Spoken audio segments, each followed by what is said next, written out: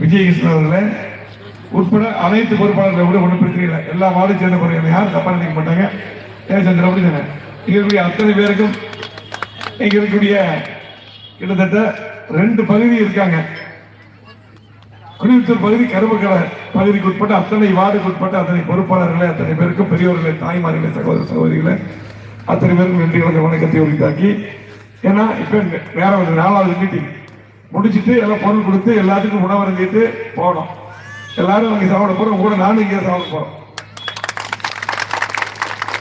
எல்லாருமே சாப்பிடலாம். பாத்தீங்கன்னா ஆமா, நம்முடைய இஸ்லாமிய சகோதரிகள் நிறைய இருக்கீங்க. எல்லாமே ஹலால் பண்ணி தான் எல்லாமே பண்ணியிருக்கு. எல்லாமே ஒன்று சேர்ந்து சாப்பிடலாம்.